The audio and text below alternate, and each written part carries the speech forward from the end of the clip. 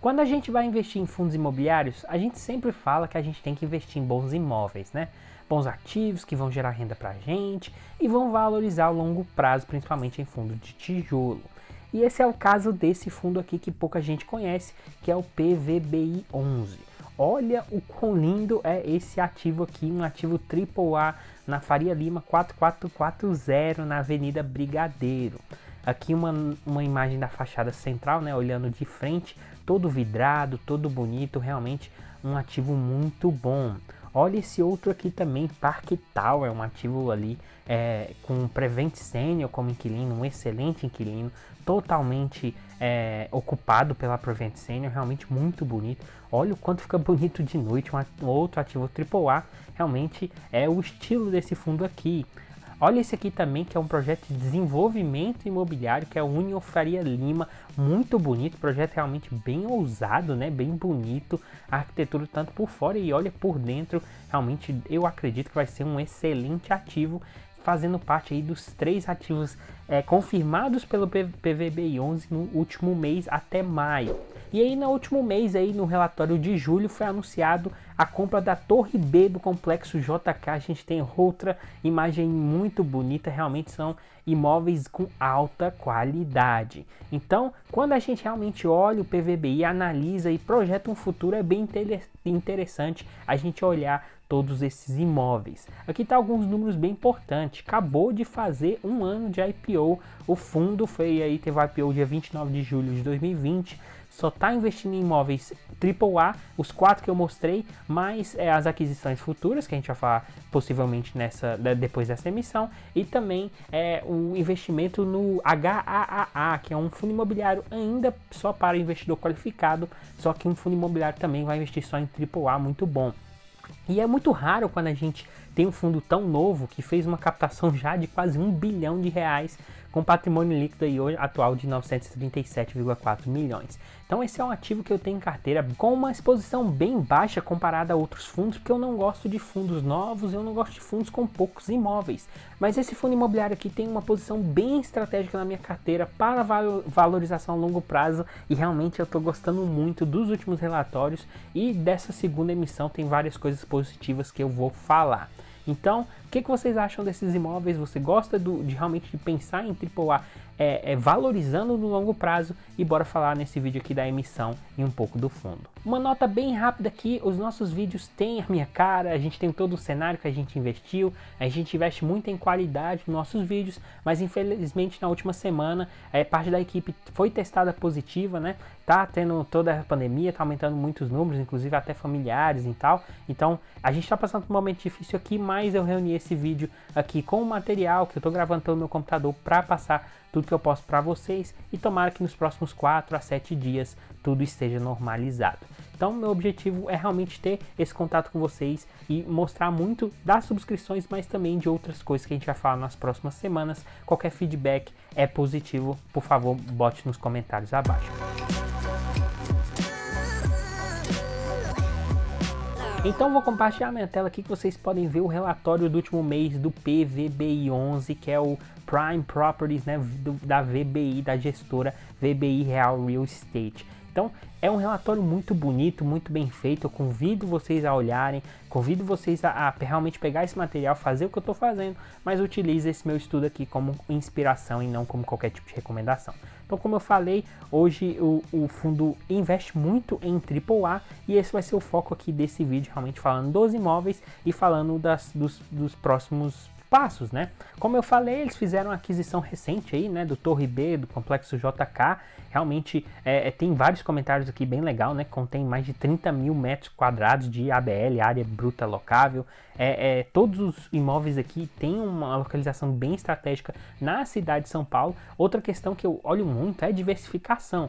Então, de novo, não é um fundo que, na minha opinião, se eu tivesse 4, 5, 6 ativos na minha carteira, eu investi, porque está bem concentrado não só em edifício comercial, né, AAA, a gente está passando por um momento de pandemia, mas também é um fundo que foca muito em São Paulo ainda. Isso tá ok para quem investe que nem eu tem 15, 20, 30 ativos se for necessário, uma diversificação em vários tipos de setores. Então, para quem diversifica bastante, eu acho que é uma excelente opção. Isso aqui não é recomendação, mas realmente para vocês ficarem de olho. Olha aqui a linha de tempo do fundo. Eles fizeram a nova emissão, a primeira emissão do fundo, como eu falei, em julho, né, em meados de julho de 2020, lá na pandemia. E mesmo assim captaram quase 1 bilhão. Para um fundo fazer uma captação de 1 bilhão em plena pandemia de edifício comercial, e a gente está falando de julho, então a gente não tinha nem vacinação, nem perspectiva ali de vacinação.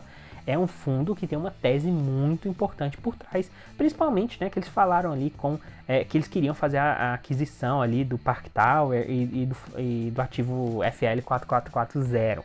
Esses ativos eu não conheço pessoalmente, mas com certeza, quando eu for para São Paulo, quando o estudo acabar, eu quero realmente olhar isso aqui, ver isso aqui, compartilhar no meu Instagram, fazer um vídeo, porque são imóveis bem bonitos. Além disso, eles investiram também na aquisição de cotas, como eu falei, do HAAA11. Esse fundo aqui, eu tenho um aberto relatório, é um fundo que me interessa no médio e longo prazo. É um fundo que basicamente é o único fundo que só tem investidor qualificado, que eu estou analisando todo mês. Só tem 116 cotistas aqui, a gente vê, né, a quantidade de cotistas no relatório deles, mas também tem excelentes ativos. Vou botar lá embaixo, vocês podem ver as fotos do WT Morumbi. Olha a qualidade, olha as fotos, realmente muito bonito. Obviamente, o que é estético por fora às vezes não é por dentro, mas esses imóveis têm um rating AAA, eles são muito bem feitos e realmente tem que ter um padrão alto para as empresas que vão atuar dentro desses imóveis. E aqui embaixo no PVBI eles falam desses inquilinos. Olha o nível. A gente está falando de Barclays, a gente está falando de Prevent Senior, a gente está falando de Johnson & Johnson. Olha o nível de crédito desse ativo aqui. Então é muito interessante a gente ter o mindset, né, de poxa, Johnson & Johnson tá de certa forma gerando um pouco de receita para a gente, porque ela tá aqui em São Paulo. Hoje o ativo do PVBI ainda tem um certo risco, porque não está diversificado, né? Que a alocação por receita, 49% do Park Tower. União Faria Lima está em renda mínima garantida, que representa esses 8% aqui do fundo hoje. Mas imagina no longo prazo, isso aqui é um ativo para o longo prazo, na minha opinião. Aqui a gente tem os setores, isso aqui vai diversificar bastante a longo prazo. Infelizmente, a única coisa negativa que eu realmente percebi aqui no meu estudo é que aqui no fato relevante eles falam: os recursos líquidos provenientes da emissão, blá blá blá, vão ser de acordo com a política de investimento estabelecida pelo regulamento. Pelo amor de Deus, isso aqui é quando você não quer falar ou você não tem um planejamento de quais imóveis você vai comprar. Talvez eles saibam, provavelmente eles saibam, mas eles não falaram. Essa é realmente a única coisa negativa, principalmente em fundos de tijolo. Eu gosto de ter esse planejamento. Pelo menos fala, poxa, ativo A, você não precisa falar que é tal ativo em tal lugar, só fala qual ativo, qual é a perspectiva de valor que você vai colocar. Então é uma coisa que, na minha opinião, eles podiam colocar, mas basicamente o resto eles são bem transparentes. E de novo, olha a qualidade desse relatório. Uma coisa bem importante que eu falei já é a questão da localização, né? Então a gente tem aqui o Parque Ibirapuera em São Paulo. Quem já foi lá sabe que essa região aqui toda é muito importante. A gente tem o Park Tower bem próximo, e aí depois a gente pega essa avenida aqui, já tem vários outros ativos já do fundo. Imagina se o fundo de longo prazo conseguir confirmar sua tese, crescer bastante e ter aí, vamos dizer, 15, 20 imóveis nessa área. Realmente eu acho que vai ser um fundo que vai valorizar muito por causa desses ativos e no ciclo pós-pandêmico a longo prazo. Então, o que a gente realmente precisa analisar para a gente entrar nessa emissão, entrar no fundo ou não? Realmente, o que vai ser os fatores determinantes? Primeiro, né, sua carteira e seu risco pessoal. Como eu falei, eu tenho uma posição estratégica aqui. Nem todo mundo vai gostar de ainda ser só São Paulo e ter só 4 ativos e só ter um ano de fundo. Então, essa é a primeira coisa. Além disso, a gente também tem que considerar aqui o desenvolvimento imobiliário daquele ativo do União Faria Lima, que está mostrado, né, bem na cara. As obras em andamento ainda está só 7% de toda a curva física da obra aqui por atividade. Então realmente ainda está na fundação. Então tem gente que nem aguenta esse risco aqui, ainda mais quando é um de 4 ativos no fundo ou um de 5 ativos no fundo. Mas, de novo, cada um tem que analisar seu perfil de risco e ver se naquela posição, poxa, será que vale a pena? É a forma que eu estou avaliando aqui. realmente tem um risco. A gente está falando com a previsão de conclusão do quarto trimestre de 2023, mas para quem investe no longo prazo, nem eu, pode considerar isso aqui uma oportunidade, porque imagina a quantidade de dinheiro, quantidade de fluxo que vai vir, um fluxo positivo ali em 2024, 2025. Eu sempre olho minhas alocações e as minhas estratégias num período de 5, 10, 15 anos. Então, tem essa questão aqui, tem a questão da qualidade dos imóveis e tem, obviamente, a questão do preço.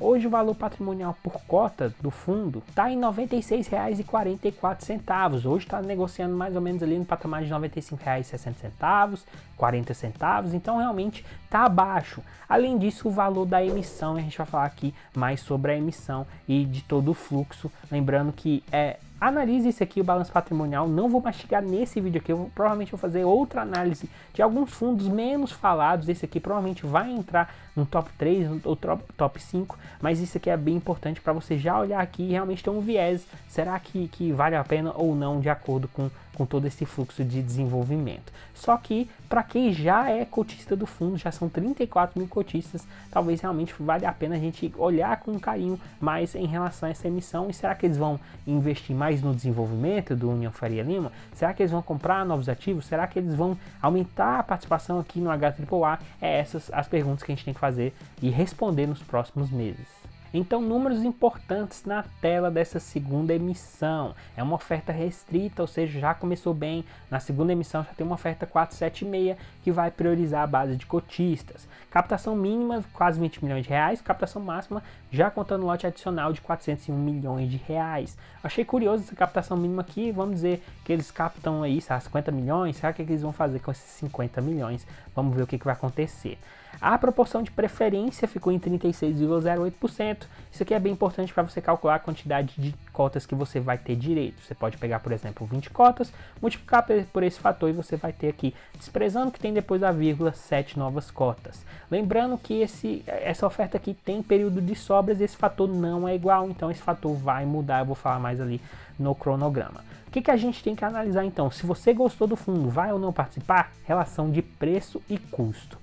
E aí eu tenho essa tela aqui que eu venho botando nas últimas emissões, tem o BTLG, tem o XPML, que eu fiz esse cálculo aqui, porque assim, às vezes a gente tem um fundo que tá a 120 reais, está sendo negociado a 100 reais e é óbvio, né? Poxa, tá 20 reais mais barato, faz sentido de cara aí, mesmo se você não tiver muito dinheiro, você faz uma movimentação e aí você vende e ganha até 20 reais de diferença ali, desconsiderando que tem de imposto. Mas o que acontece quando o valor da emissão, que nesse caso aqui está em R$ 95,50, for quase igual ao valor do momento aí negociado no mercado secundário de R$ 95,68? Essa diferença é muito pequena. Hoje você ganha basicamente 18 centavos, só que muita gente esquece que você tem que projetar os dividendos, porque você não vai receber os dividendos por essa compra por 1, 2 ou até 3 meses. Geralmente esse tempo aí fica em 2 meses. Além disso, alguns centavos que muita gente também não calcula se você pegar esses 55 centavos por cota e já reinvestir. Obviamente, se você pegar os 55 centavos, você não vai poder comprar nenhuma cota, mas fazendo aqui um cálculo, se você tem mais dividendos, se você for reinvestir, você vai perder ali mais ou menos 2 a 4 centavos. Ou seja, o custo, vamos dizer assim, que eu chamo custo para ajudar o fundo imobiliário, quando ficar no 0 a 0 é de 94 centavos a 96 centavos. Por que eu ajudar o fundo imobiliário? Porque muita gente analisa e já fala, poxa, se tá igual ali, eu não vou nem participar da emissão, eu vou comprar no mercado secundário, não vou fazer nada. Mas lembrando, olha o tanto que esse fundo aqui precisa crescer. Todos os fundos, né? A forma que um fundo imobiliário cresce é através de emissões, porque 95% de toda a geração do caixa vai para nós, vai para os cotistas, vai para realmente essa distribuição. Então a única forma de crescimento são as emissões. E aí quando fica no 0 a 0, geralmente eu tento ajudar o fundo imobiliário. Só que, claro, quando você perde muito, não faz sentido. E aí o que é perder muito, o que é perder pouco, cada um tem sua opinião. Então para chegar nisso, vamos olhar os dividendos. Então aqui um gráfico de dividendos dos últimos meses. Até aí tudo bem, 5,77%, um fundo que está crescendo, os dividendos estão crescendo. O momento da pandemia devagar, mas está acontecendo a vacinação, então aqui a gente tem uma perspectiva de melhora no curto prazo ainda pequena. E aí, quando você analisa o que vai impactar esses dividendos para você entrar em uma emissão, são duas coisas. Primeiro, a taxa da emissão. E aqui eu tenho que dar um nota 10 para o fundo. Eu não sei, pelo menos desde quando eu comecei aqui meu projeto do YouTube, é um fundo que tem uma taxa de emissão de 12 centavos. Eu até mandei uma mensagem no RI deles, vamos ver o que eles vão falar desses 12 centavos. Provavelmente eu vou fixar nos comentários, vou colocar na descrição em algum lugar quando eu tiver essa resposta, porque 12 centavos é muito baixo. É uma oferta 476, então se realmente for todos esses custos, o PVBI11 realmente está desafiando todo o mercado falando, ó, essa é a taxa de emissão que tem que ser cobrada. Muito bom isso aqui. Então até que eu geralmente coloco, né, um mês, 2, 3, 4, às vezes até 5 a 7 meses de pagamento dessa taxa aqui, para você pagar os seus, essa taxa de emissão em relação aos seus dividendos. Mas isso aqui só ficou 20% do último pagamento. E aí, indo para uma nova imagem aqui, esses dividendos com a taxa, mais esse custo que eu chamei de custo para ajudar, já que a gente está tentando forçar um pouco a barra para ver se vale ou não a pena. Isso aqui ficou só os últimos 2 meses de você realmente entrar nessa emissão, o que para mim é muito positivo. Geralmente, como eu falei, são 2 a 6 meses, 2 meses só fundos de papel pagando bastante. Só que essa taxa de emissão aqui está fazendo toda a diferença e realmente isso para mim está fazendo eu cogitar entrar nessa emissão aqui, eu como um cotista bem pequeno. E aí, rapidamente falando do cronograma aqui, antes de falar se vale ou não a pena de acordo com a minha estratégia, a minha opinião. Então essa é a segunda subscrição do PVBI11, já passou a data base, 29 de julho, a gente está correndo muito aqui com várias subscrições, inclusive vou até fazer outro vídeo também desse momento, várias emissões acontecendo, e isso também impacta até na decisão, porque se você tem vários fundos imobiliários que nem eu, você tem que dosar ali, não tem dinheiro para participar de todos, ou se tem, ótimo, mas às vezes não dá. Então tem que dosar isso aqui, porque liquidação, sobras aqui, várias datas, eu me recordo que tem vários outros fundos imobiliários também. De qualquer jeito, para quem quer participar, período de preferência vai começar dia 3, então isso da terça-feira, do dia 3 a dia 13. Lembrando, vai na sua corretora e fale que você quer participar da emissão, não é automático. Fazendo isso, a melhor prática é já enviar os recursos, mas se você não quiser enviar, você tem ali de acordo com a corretora, então cada corretora é diferente, mas mais ou menos até dia 16 de agosto, que é a liquidação oficial desse processo aqui de emissão. Logo depois eles vão soltar o fator de sobras, então é um novo fator, e aí o período de sobras vai do dia 18 de agosto até dia 24 de agosto, com liquidação final dia 31 de agosto.